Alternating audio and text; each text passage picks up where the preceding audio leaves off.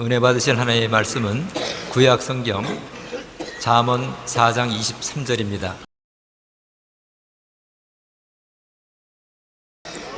모든 지킬 만한 것 중에 더욱 내 마음을 지키라.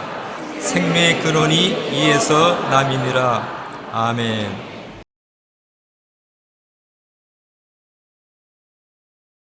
오늘 저는 여러분과 함께 내 속에 숨은 정체성을 찾아보자, 이 말씀으로 은혜를 받고자 하는 것입니다. 오늘 앉아 계신 여러분은 속에 또 다른 여러분을 품고 있습니다.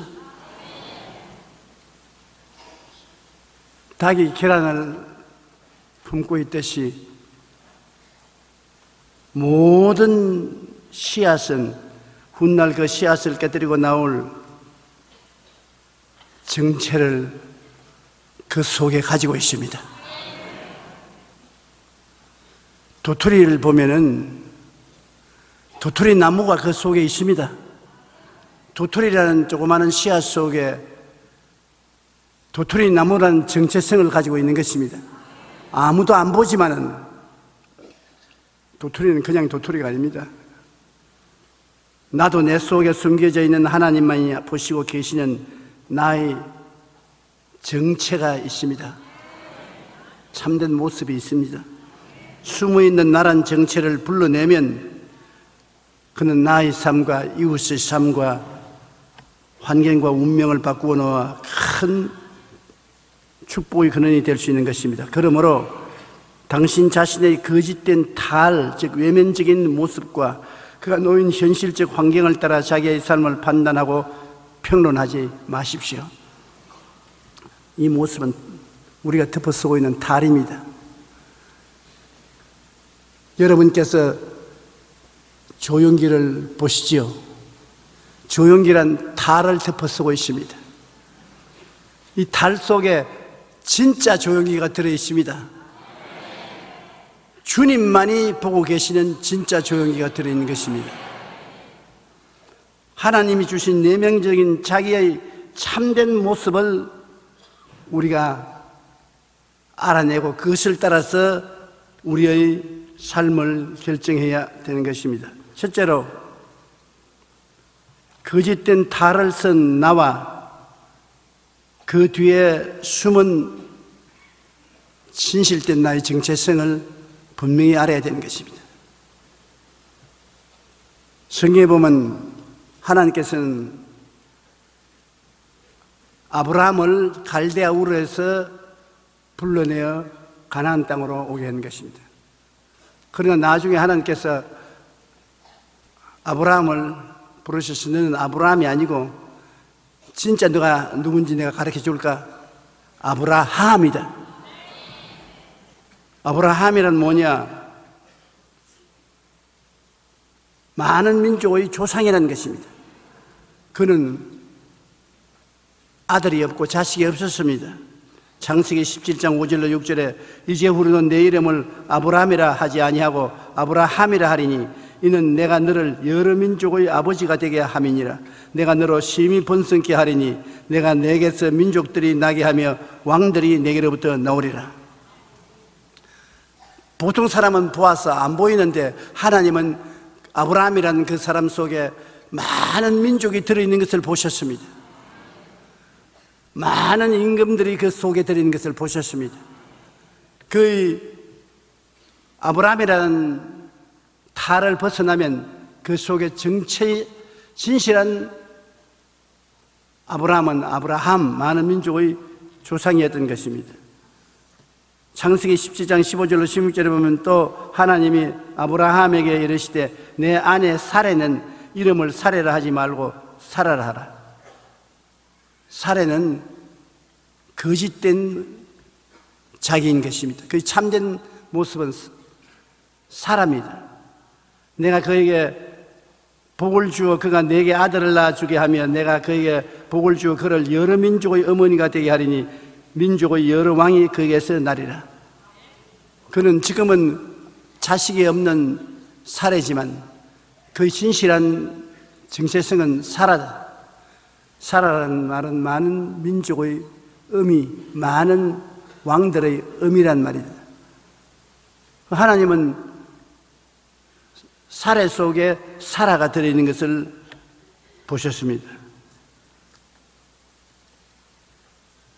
지금 하나님이 여러분을 탁 열어서 여러분에게 보여주시면 여러분 기절초풍으로 할 것입니다. 와, 내 속에 이런 내가 들어있었구나. 문제는 자기 속에 하나님이 주신 자기의 진정한 모습을 한평생 발견하지 못하고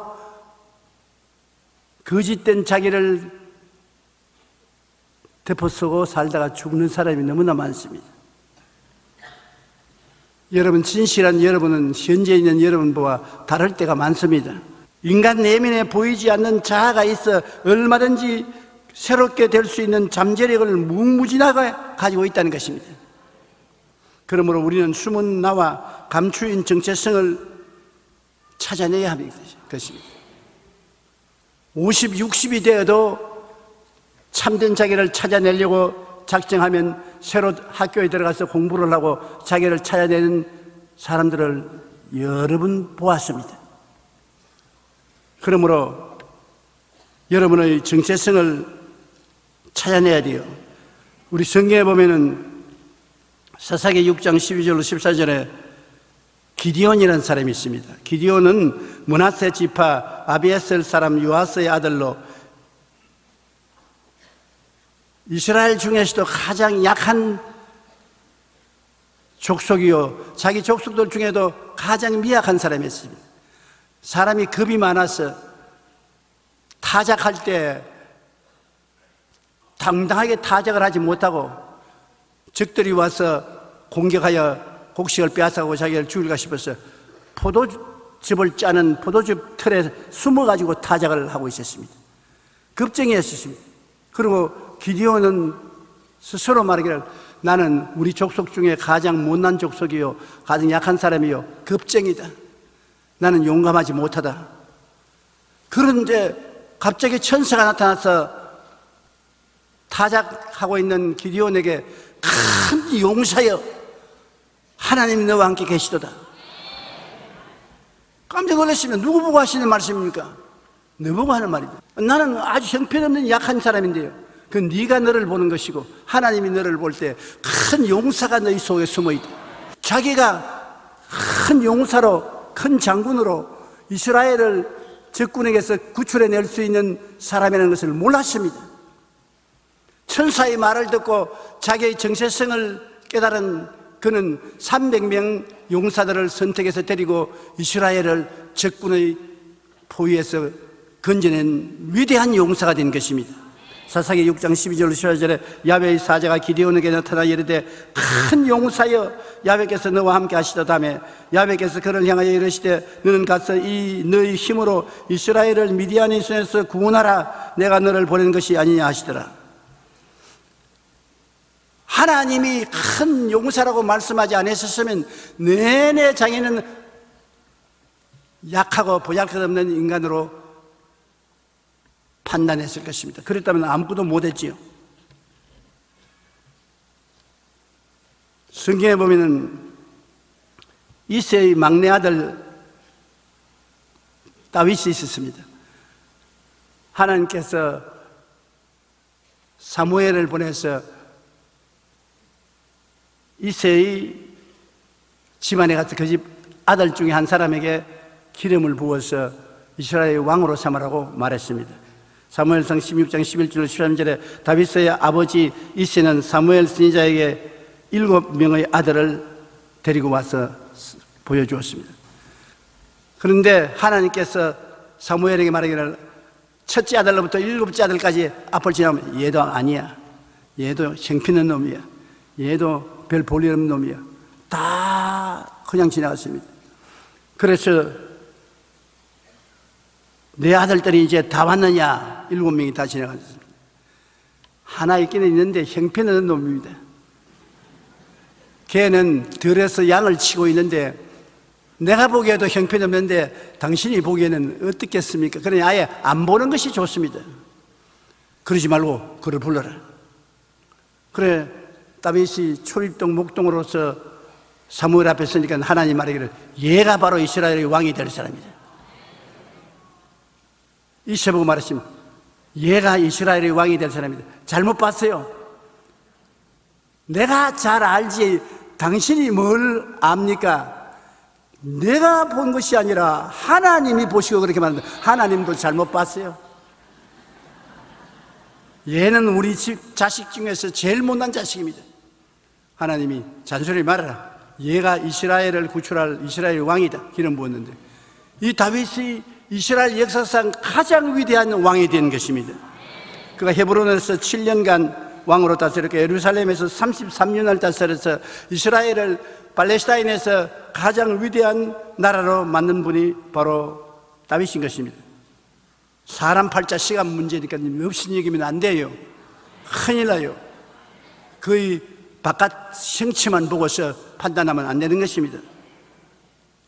신약성에 보면 시몬 베드로 봅시다. 베드로는 요한의 아들 베세다 출신으로 가버나움에서 고기잡이를 하며 살았습니다.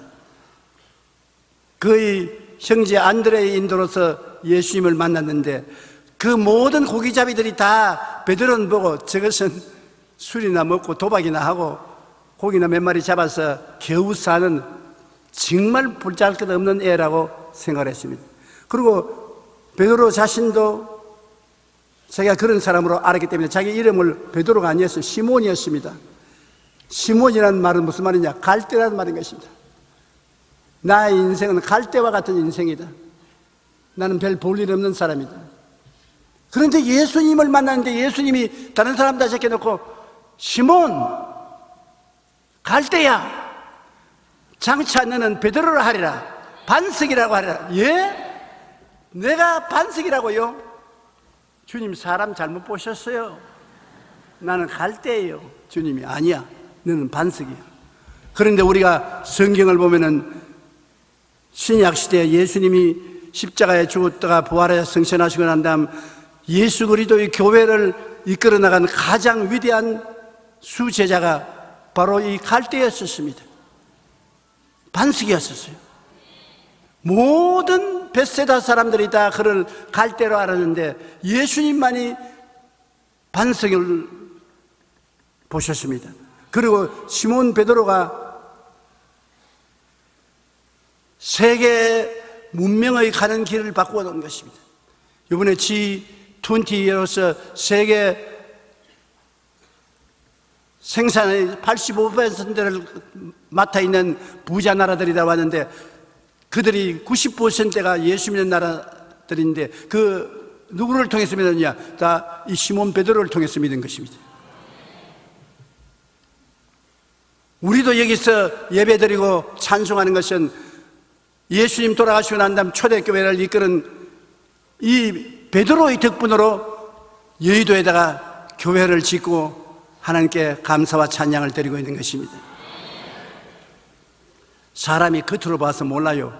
제가 오늘 하나님께 기도를 드리면서 하나님, 우리는 참 보잘것없는 교회인데 하나님이 도와주셔서 이렇게 큰 교회가 되었습니다. 도와준 정도가 아니다 이 사람아. 네가 이 여의도의 교회를 옮길 때는 모래판이었다. 아무도 여기에 오려고 생각 안 했다. 김윤원 시장이 날 보고 3만 평만 가지라고 손을 비빌 때다. 돈도 안 내고 공짜로 가져가도 좋으니까 장차 돈 내면 된다고. 그렇게 천대받는 땅에 우리를 보냈습니다. 여기에 절간도 안 들어오고 가톨릭 성당도 안 들어오고 우리보다 못 놓은 장감성 교회도 안 들어오고 내버린 땅에 모래 땅이니까 우리같이 못난 놈만 들어왔습니다. 그런데 오늘날은 한국이 세계적인 관심거리의 나라가 됐는데 그 한국의 중심이 서울이고 서울의 중심이 여의도고 여의도의 중심이 국회의사당이고 국회의사당 곁에 우리 교회가 서 있는 것입니다.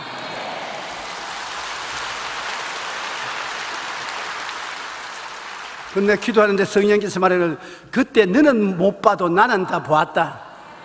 내가 너에게 복 주기 위해서 서울 1번지에 너를 갖다 놓았다. 누구든지 한국에 오는 사람, 서울을 찾아온 사람은 국회의사당 서울의 1번지를 찾아올 것이요, 서울의 1번지 찾아온 사람은 순복음교회 보기 싫어도 봐야 된다. 그러므로 우리가 겉만 보고 무시하면 절대로 안 돼요. 마태복음 16장 18절에 또 내가 내게 이르노니 너는 베드로라. 내가 이 반석 위에 내 교회를 세우리니 음부의 권세가 이기지 못하리라. 눈에 보이는 내 속에 눈에 안 보이는 내가 있다. 따라 말씀해 주십시오. 눈에 보이는 내 속에 눈에 안 보이는 내가 있다. 그를 찾아내야 돼요. 그렇기 때문에 여러분이 새롭게 될 수 있는 가능성이 얼마든지 있습니다. 여러분 자신도 여러분을 무시하지 말고 이웃 사람도 여러분을 무시하지 말아야 되는 것입니다. 우리는 신앙 안에 감추인 정체성을 발견하여 우리의 삶을 더욱 새롭게 변화시킬 수 있는 것입니다. 둘째로 오늘 우리가 알아보고 싶은 것은 예수님 안에 하나님께서는 모든 인류가 하나님의 백성이 될 가능성을 가지고 들어있다는 것을 보시고 계셨습니다. 여러분, 하나님이 보시는 안목은 우리와 다릅니다. 아담과 하와 속에 하나님은 누구를 보았습니까? 60억 인구가 들어있는 것을 보았습니다. 우리가 보는 것은 아담과 하와 한 사람을 보지만은 하나님은 60억을 보았었어요.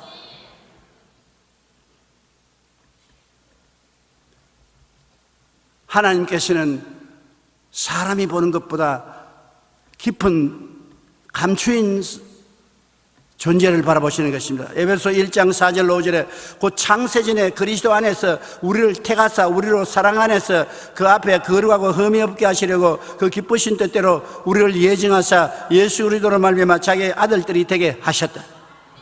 창세전에, 여러분과 내가 이 세상에 태어나기도 전에 하나님은 이미 예수 그리스도 안에서 하나님의 자녀가 되게 만들어 놓았던 것입니다.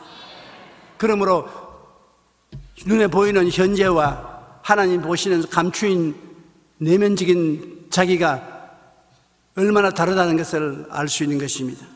고린도후서 5장 11절에 따라 말씀하시죠. 누구든지 그리스도 안에 있으면 새로운 피조물이라. 이전 것은 지나갔으니 보라 새 것이 되었다.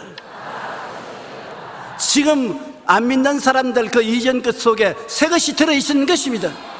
이미 2000년 전에 십자가를 통해서 하나님이 새 사람을 만들어서 그 속에 넣어놓았는 것입니다. 깨닫기만 하면은 새 것이 드러나는 것입니다. 그렇기 때문에 죄를 짓고 불의하고 추악하고 버림을 받아야 마땅한 사람이 되어도 예수를 믿기만 하면은 구원받은 자아가 감추인 것이 나타나는 것을 보게 되는 것입니다. 용서받고 이롭게 된 인간의 정체성이 그 속에 들어있는 것입니다. 로마서 3장 23절로 24절에 모든 사람이 죄를 범하였으며 하나님의 영광에 이르지 못하더니 그리스도 예수 안에 있는 속량으로 말미암아 하나님의 은혜로 값없이 의롭다 하심을 얻은 자가 되었나니라. 에베소 4장 23절로 24절에 오직 너희의 심령이 새롭게 되어 하나님을 따라 의와 진리의 거룩함으로 지음받은 새 사람을 입어라. 이미 새 사람을 하나님이 지어놓았으니 믿음으로 입어라. 자기의 정체성을 발견하고 그걸 받아들이라는 것입니다. 깨끗이 씻고 성령 충만한 정체성을 가진 사람이 여러분 속에 들어있는 것입니다. 디도서 3장 6절 7절에 우리 구주 예수 그리스도로 말미암아 우리에게 그 성령을 풍성히 부어주사 우리로 그의 은혜를 힘입어 의롭다 하심을 얻어 영생의 소망을 따라 상속자가 되게 하리 하심이라. 깨끗이 씻고 성령 충만한 사람이 되어서 하나님의 나라 상속자가 되게 만들어 놓은 것입니다. 하나님은 2000년 전에 이미 건강하고 병이 낫고 튼튼한 사람으로 만들어 놓은 것입니다. 베드로전서 2장 24절 따라 읽어주시기 바랍니다. 그가 첫째게 맞음으로 너희는 나음을 얻었나니 이미 나았다고요. 자기의 정체성을 깨달아 안다는 것은 굉장히 중요합니다. 예수님이 십자가에 못 박여 몸짓고 피 흘릴 때 여러분의 진실한 정체성을 만들어서 여러분에게 넣어주신 것입니다. 용서받고 의로운 여러분, 거룩하고 성령받은 여러분, 병고침 받고 건강하게 된 여러분 모습을 그때 이미 만들어 놓은 것입니다. 그때 이미 아브라함의 복과 형통을 받은 자가 되게 만들어 놓은 것입니다. 하나님을 의지하면 아브라함의 복을 받고 형통을 얻어서 무엇을 먹을까, 무엇을 입을까, 무엇을 마실까 걱정하지 않도록 여러분 자신을 만들어 놓은 것입니다. 그렇게 못난 여러분이 아닙니다. 지금 길거리에 나가서도 먹고 살 수 있게 만들어 놓았어요. 그 사람은 못해도 속 사람은 할 수 있습니다. 이 물질적인 3차원의 세계 속에 그 물질을 변화시킬 수 있는 여러분 영혼의 4차원을 속에 가지고 있는 것입니다. 그러니 여러분 정체성을 발견한다는 것은 그리스도 안에서 굉장히 중요한 것입니다. 갈라디아서 3장 13절 14절에 그리스도께서 우리를 위하여 저주를 받은 바 되사 율법의 저주에서 우리를 속량하셨으니 기록된 바 나무에 달린 자마다 저주 아래 있는 자라 하였음이라. 이는 그리스도 예수 안에서 아브라함의 복이 이방인에게 미치게 하고 또 우리로 하여금 믿음으로 말미암아 성령의 약속을 받게 하려 함이라. 예수님이 우리 대신 저주를 받아서 형통과 축복을 이미 주신 것입니다. 그러고 이미 2000년 전에 십자가에서 부활 영생 천국을 여러분에게 주어 놓은 것입니다. 지금 비로소 부활 영생 천국을 얻는 것이 아닙니다. 하나님이 이미 주어 놓으신 것을 지금 깨닫는 것입니다. 요한복음 14장 1절 3절에 너희는 마음에 근심하지 말라. 하나님을 믿으니 또 나를 믿어라. 내 아버지 집에 있을 곳이 많도다. 그렇지 않으면 너희에게 일러시리라. 내가 너희를 위하여 처소를 예비하러 가느니 가서 처소를 예비하면 다시 와서 나 있는 곳에 너희도 함께 있게 하리라. 주님께서 고생하고 애쓴 열매는 이미 여러분이 구원받아 하나님 백성이 되게 만들어 놓은 것입니다. 그러니 예수를 구주로 모시면 여러분은 이미 하늘나라 백성으로서 하늘나라 있을 집을 갖고 있는 사람들이 되었으니 얼마나 감사한 것입니까? 왜 제가 이런 말씀을 여러분 하냐면 자기를 비하하지 말라는 것입니다. 나는 못났다, 나는 바보 천치다, 우리 부모도 별로 잘나지 못했고 나도 그 혈통을 받아서 나도 별로 잘나지 못했고 나도 좋은 학교도 못 나왔고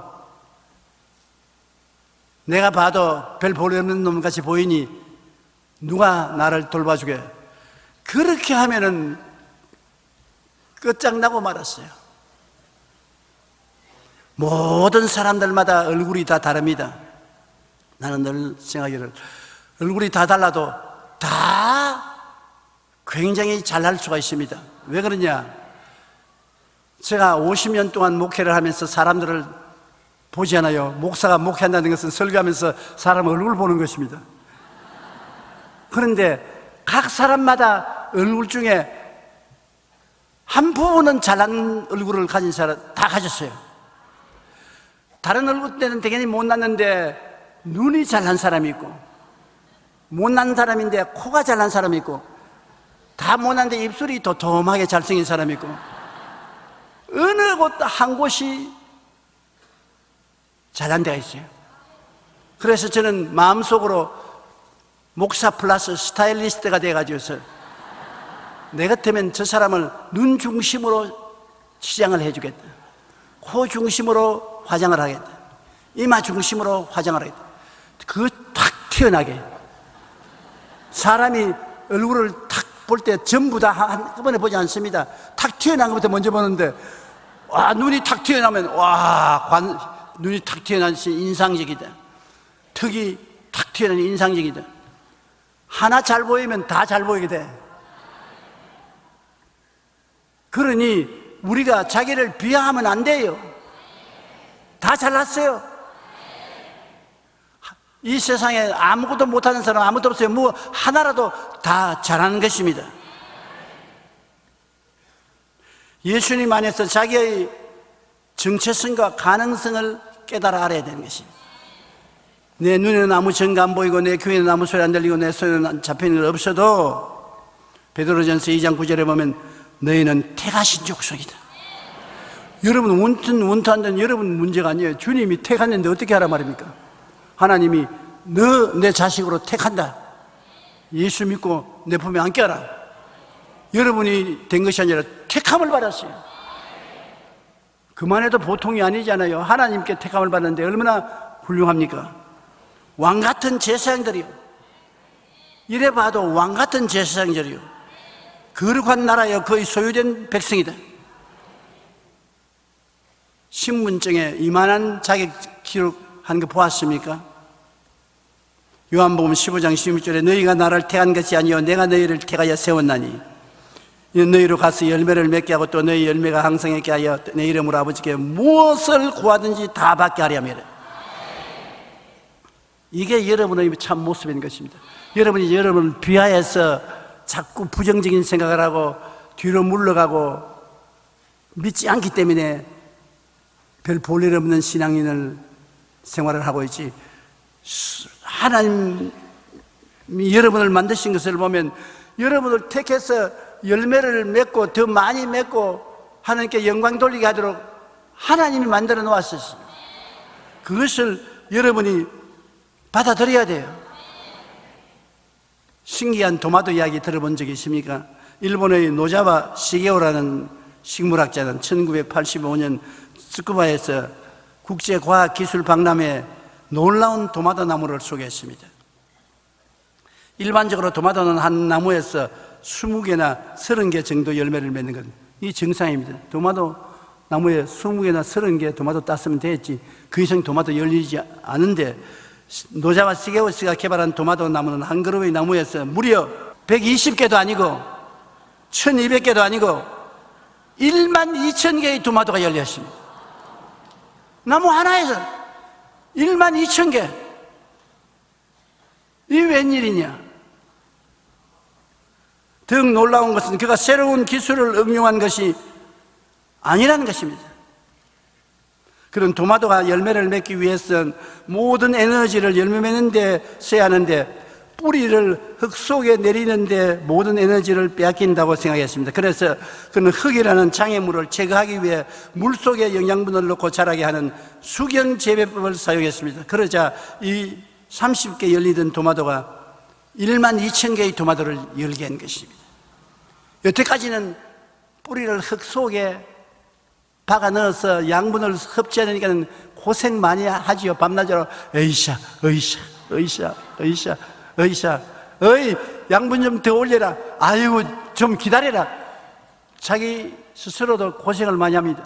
근데 물속에 양분을 놔여가지고서 토마토를 넣으니까 그냥 뭐 수고하지 않고 양분이 싹싹 올라오니까 그거 가지고서 열매를 그냥 맺으니까 20개 30개 맺는 게 12,000개를 맺다니 기열초풍할 일이라는 것입니다.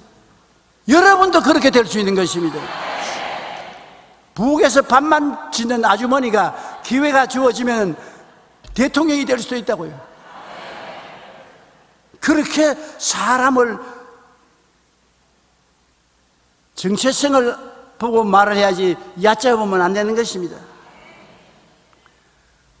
우리가 가만히 역사를 통해서 보면 후진국에서 위대한 지도자들이 된 사람들이, 예수 믿는 사람이 절대적으로 많은 것은 성경에서 우리를 자꾸 높여주고 우리를 끌어내주고 우리의 정체성을 깨닫게 해주므로, 아이 나 전에 몰랐는데, 아이 내가 이런 왕같은 제사장이요 거룩한 나라요 소유된 백성이요 하나님 앞에서 은혜 받은 사람이요 할 수 있다, 하면 된다, 해보자.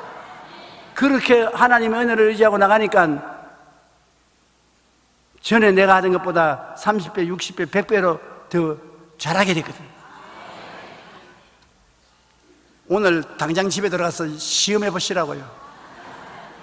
여러분 20배, 30배, 100배의 효과를 나타낼 것입니다. 우리는 예수님 안에서 모든 죄와 허물을 용서받고 가난과 병, 삶의 장애를 이겨낼 복을 받은 자라. 우리의 정체성과 가능성을 깨달아 알면은 보통 사람들이 아닙니다. 모두 다 놀라운 사람들이 되는 것입니다. 그러면 나의 정체성은 어디에서 발견할 수 있는 것입니까? 어디에서 나의 진실한 인간을 찾아내고 성장 발전시킬 수 있는 것입니까? 여러분의 정체성은 생각에서 먼저 발견해야 되는 것입니다. 내 생각에서 옛날 생각을 버리고 못한다, 안 된다, 할 수 없다, 그러한 부정적이고 파괴적이고 절망적인 생각에서 할 수 있다, 하면 된다, 해보자, 한다, 긍정적이고 적극적이고 창조적인 생각으로 옮겨야 정체성이 달라지는 것입니다.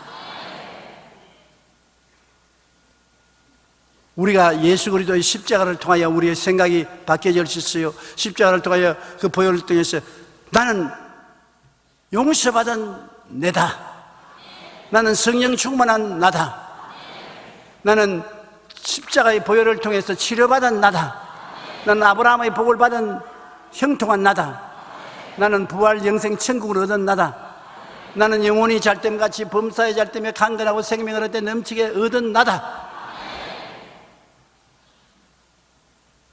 생각 속에서 자기가 어떠한 사람이 되는 것을 긍정적이고 적극적이고 창조적으로 인정을 해야 되는 것입니다. 그를 통해서 여러분의 정체성이 개발되는 것입니다. 생각 속에서 여러분이 부정적인 생각, 파괴적인 생각, 절망적인 생각을 하면 여러분의 참 모습은 캐낼 수가 없는 것입니다. 잠언서 4장 24절에 오늘 제목으로 읽은 말씀처럼 모든 지킬 만한 것 중에 더욱 내 마음을 지켜라. 생명의 근원이 이에서 남이니라. 생각을 지키면 생명의 근원이 이에서 납니다.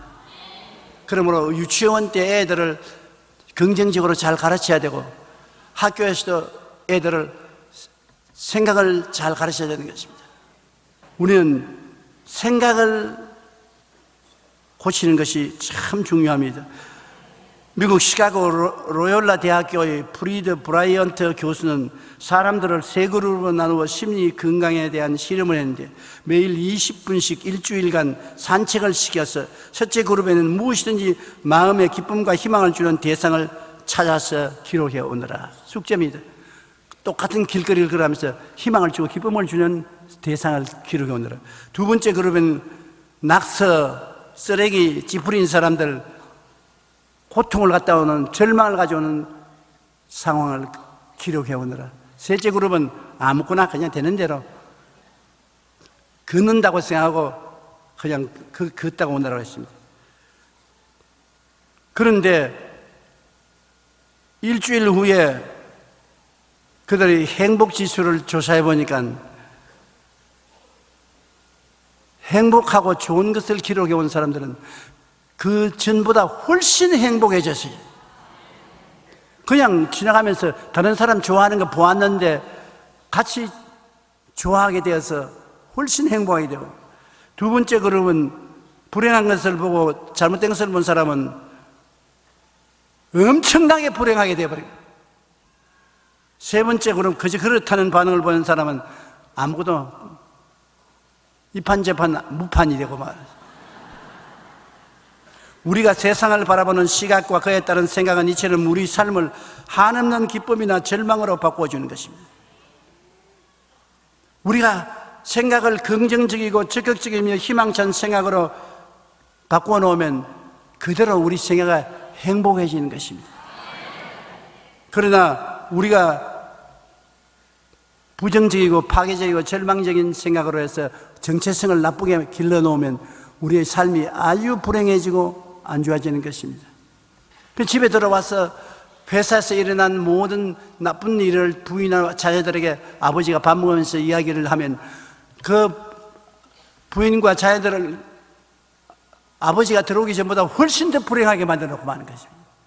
그러나 아버지가 회사에서 들어와서 부인과 자녀들에게 기분 좋고 희망차고 즐겁고 아름다운 일에 대한 이야기를 해줍니다. 그러면 애들이 부인과 함께 훨씬 행복해지는 것입니다. 아무 이야기도 안 하면 아무것도 안 되고.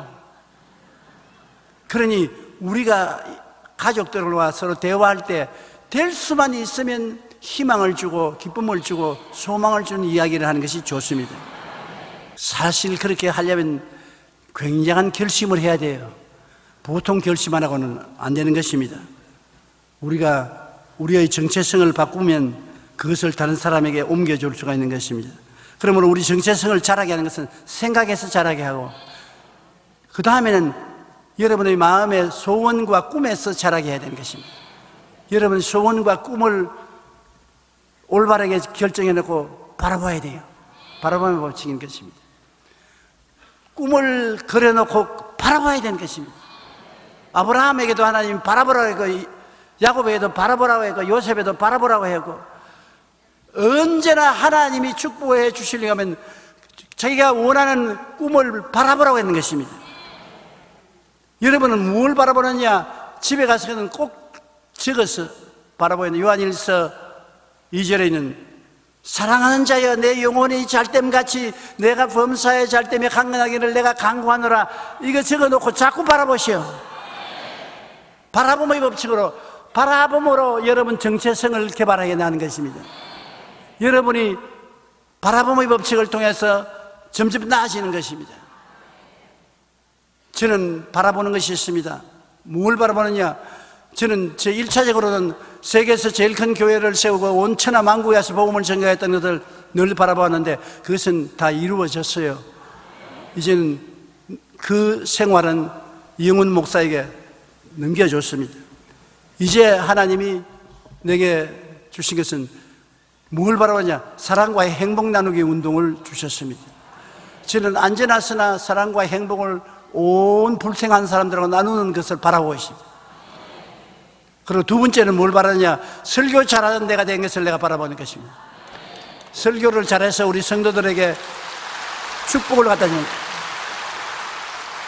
바라봐야 돼요. 바라보지 않으면 여러분의 속에 있는 정체성이 개발되지 않는 것입니다. 바라보면 개발돼요. 그 다음에는 믿음을 통해서 정체성이 개발되는 것입니다. 빌립보 4장 11절에 내게 능력을 주신 자 안에서 내가 모든 것을 할 수 있다고 믿어야 돼요. 할 수 있다, 하면 된다, 해보자. 나는 할 수 있습니다. 삶 가운데 내일을 위한 최고의 선물은 꿈의 씨앗을 심는 데 있는 것입니다.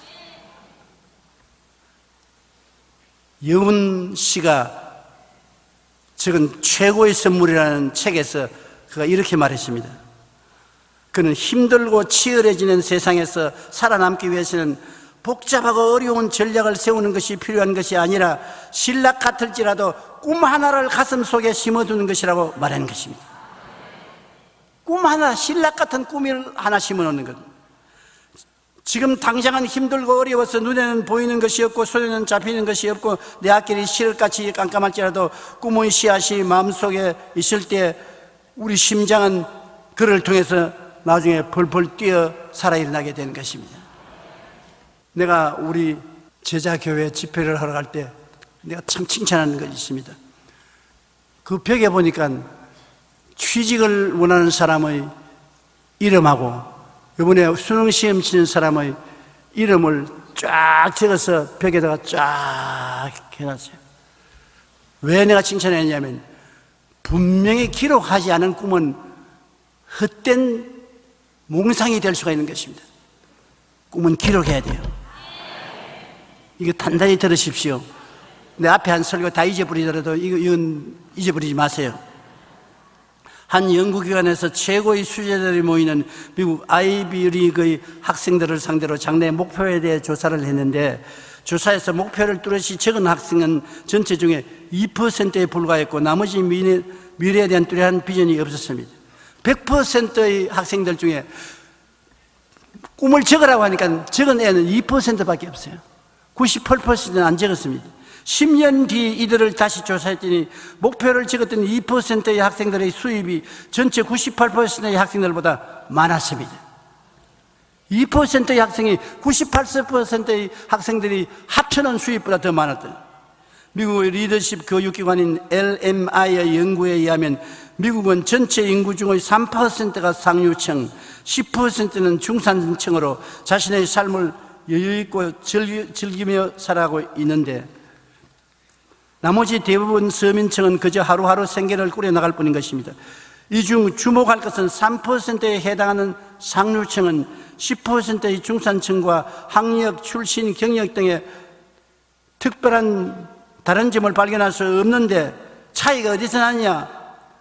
3%의 사람들은 자신의 목표를 글로 적었던가 분명하게 표현해 놓은 사람들인 것입니다. 글로 적는다는 것이 이렇게 중요해요. 제가 오스트라리아에서 목사들을 모아놓고 5년 후에 될 교회 성장을 적으라고 하니까 다 웃었습니다. 그러나 웃지 말고 적어서 매일 그걸 쳐다보라 했는데 그 적어서 쳐다본 사람은 2년 만에 100% 교회가 성장했습니다. 안 적은 사람은 하나도 성장 안 했어요.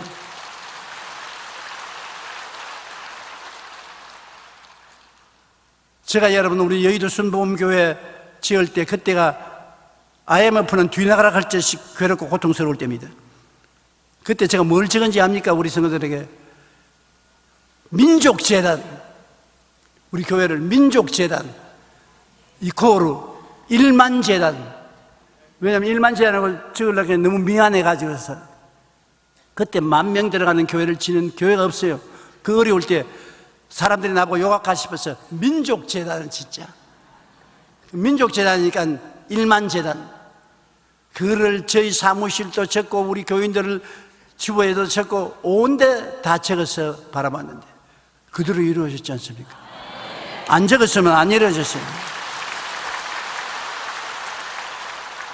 3%에 해당하는 상류층의 사람들은 인생의 목표를 구체적으로 세워 그것을 글로 적어 바라보며 꿈을 키워나가는 것입니다. 오늘 집에 돌아가거든 적으시오. 적지 않고 막연하게 있는 것은 몽상에 불과한 것입니다. 우리의 분명한 정체성의 가능성은 꿈과 목표를 구체적으로 적고 그것을 바라볼 때 더 크게 자라고 확실하게 이루어지는 것입니다. 적는다는 것이 그렇게 중요한 것입니다. 강의를 노트북에 적는 것이 그렇게 중요한 것입니다. 내가 여기 강단에서 가만히 보면 내 설교를 어줍지 설교를 받아 적는 사람이 있어요. 열심히 받아 적고 있어요. 내가 속으로 세월이 지나가면 너도 나처럼 될 것이다.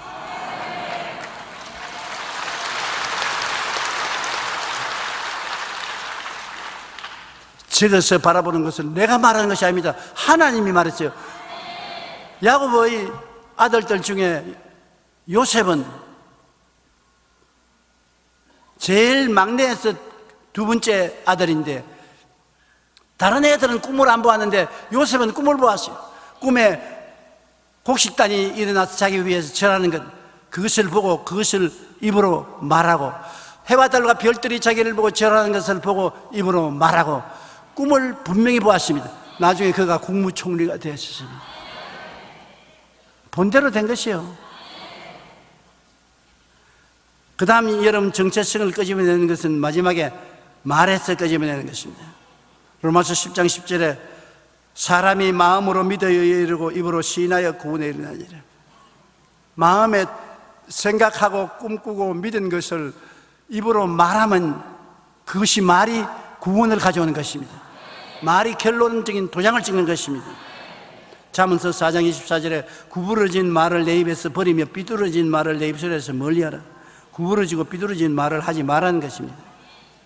심리학자인 세드 햄스테드는 셀프 토키라는 책에서 인간의 생각에 대한 통계를 말했는데, 사람들은 하루에 깊이 자는 시간을 빼고 20시간 동안에 5만 내지 6만 가지 생각을 한다고 하는 것입니다. 우리 한국 사람이 맞았어요.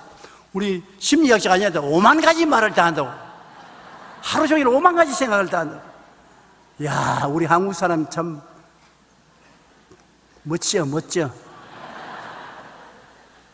그런데 이것을 계산해 보면 1시간에 2,500가지, 1분에 42개의 생각을 하는 것입니다. 1분에 42개의 생각이 머릿속에서 지나가요. 그런데 문제는 이들 생각의 85%가 부정적이라는 것입니다. 5만 가지 생각의 85%가 부정적입니다. 게다가 사람들이 듣는 말도 75% 이상이 부정적인 말입니다. 내가 생각하는 85%가 부정적이고 다른 사람에게 듣는 말 75%가 부정적이고, 이렇게 부정적인 말을 듣고서 잘 될 택이 없습니다. 이러고도 선진국 20개국에 들어간 것이 희한한 일이에요. 그러므로 우리의 의식을 그대로 놔두면 부정적으로 되고 남을 비난하면서 인생을 마감하게 되는 것입니다.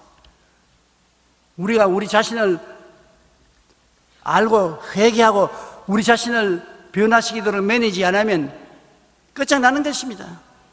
85%의 부정적인 말을 생각을 하고 75%의 부정적인 생각을 듣고 부정 속에, 흙탕물 속에 빠져서 깨끗한 사람이 될 수가 있습니까? 하나님은 긍정적이고 적극적인 생각, 긍정적이고 적극적인 꿈, 긍정적이고 적극적인 믿음, 긍정적이고 적극적인 말을 하기를 원하시는데요, 완전히 마귀하고 손을 잡고 일반 사람이 사는 것입니다. 이것만은 여러분 잊지 말고 깨달아 알아야 되는 것입니다. 여러분의 생각의 85%가 부정적이다. 다른 사람이 여러분에게 말할 때 가만히 들어보면 75%의 말하는 것이 부정적이다. 그렇기 때문에 여러분 자신부터 긍정적인 생각을 하는 캠페인을 벌여야 되는 것입니다. 우리 생각을 긍정적으로 하도록 노력을 해야 우리의 정체성을 찾아낼 수가 있는 것입니다. 하나님께서 아담과 하와를 창조하실 때 하나님의 형상에 따라 늘 긍정적이고 희망찬 밝은 생각을 주셨는데, 인간이 타락한 이후 늘 마음속에 부정과 불만이 쌓이고 남을 향해서도 비난과 불평을 하는 사람으로 변화되고 마는 것입니다. 하나님이 주신 우리 안에 숨은 정체성은 긍정적이고 희망찬 생각과 꿈과 믿음을 말로서 나타낼 때 성장하는 것입니다. 할 수 없어도 할 수 있다고 말하자. 지금 할 수 있다고 말하지 않으면 영원히 기회는 없다. 우선 할 수 있다고 말부터 해놓자. 누가 말했냐, 일본 작가가, 나가다니 아키히로라는 일본 작가, 그렇게 기록했습니다. 예수도 안 믿는 사람입니다. 그러나 그 사람은 현명한 사람입니다. 우리 보고 하는 말이, 할 수 없어도 할 수 있다고 말하자. 지금 할 수 있다고 우선 말부터 해놓자. 지금 안 해놓으면 앞으로 할 시간이 없다. 그러므로 따라 말씀하십시오. 나는 할 수 있다. 하면 된다. 해보자. 우선 말부터 해놓자. 내 믿은 대로 될지어다. 할렐루야.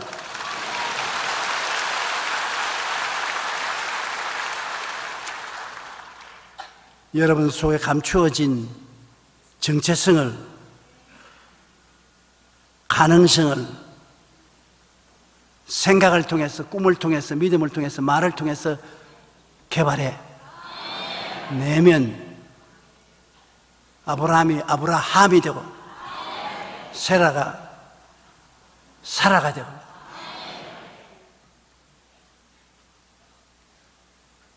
하나님께서 여러분의 인생을 새롭게 만들어 놓는 것입니다. 여러분 속에 감추인 위대한 인물이 들어있습니다. 비하하지 마십시오. 늦지 않았습니다. 여러분의 위대한 인생을 개발해 내십시오. 하나님께서 우리 예수 믿는 사람에게 주신 이 은총과 사랑을 생각할 때 너무나 감사하게 안 할 수 없는 것입니다. 십자가를 통하여 여러분 새로운 사람을, 숨은 사람을 불러내십시다. 모두 다 갈대와 같은 인생을 살았으면 오늘 베드로가 되십시다. 사울과 같은 인생을 살았으면 바울이 되십시다. 기적을 품에 안고 사는 여러분 되시기 바랍니다.